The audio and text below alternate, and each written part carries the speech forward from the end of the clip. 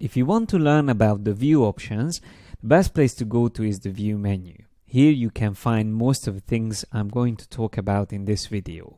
So make sure you familiarize yourself with all of these features here. And there's another place which you should also check out, and that's the window menu.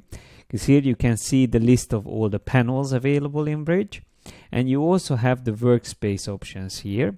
Well, first of all, you have the standard workspaces, and you can also reset them. But you can also create a new workspace. So if I do something strange, let's just say I'm going to have a very narrow content panel here, and I have all the other panels much bigger, and I want to save this, I can go to Window, Workspace, choose New Workspace, and I can type in narrow contents.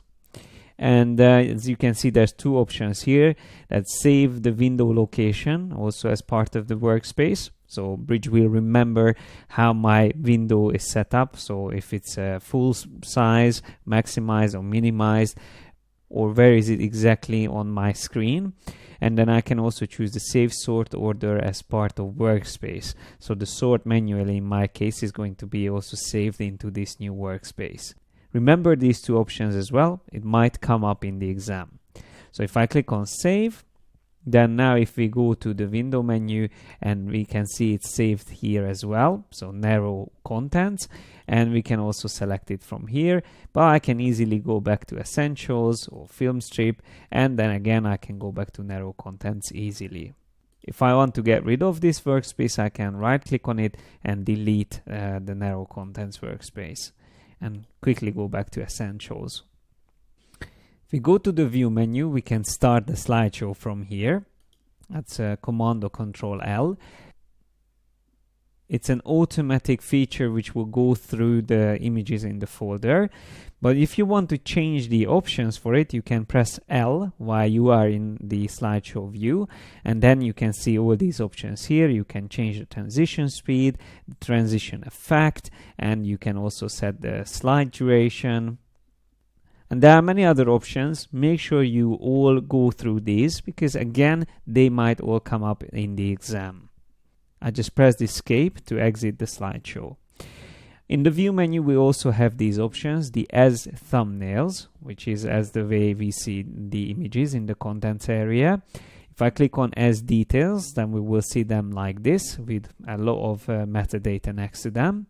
And we can also choose view as list. And then we will see them in columns, so the thumbnail on the left, and the name, then the date created, size, type, and so on and so forth. It's a very easy way to organize them by size, for example. If I click on size, I can see the largest file size at the bottom, or if I click on the arrow again, that means I will reshuffle them, and the largest file size will be on top.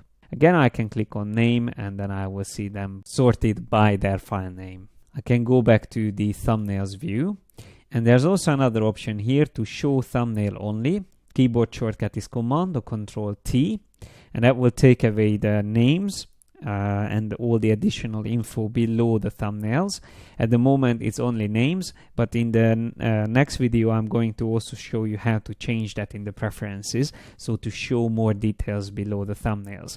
But remember, with Command T you can hide these additional info below the thumbnails, or show them again with the same keyboard shortcut. The sort order you can change in a couple of places. You can go to the view menu, sort, and then choose the options from here.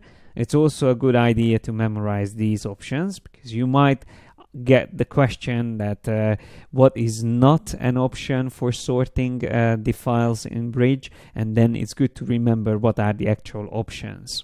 And the other place where you can sort is here on the right. If you have the path bar turned on, then you can choose from here. Once you move images around, that means you manually sorted the images. So once I move these files around, that will always say sort manually, but I can always go back to your file name, for example. And last but not least, what I would like to show you also in this video, that whenever you have an image selected in the content area, you can press a character like H, and that will jump to the file name which starts with H, or I can also press D, for example, and then I can jump to that file.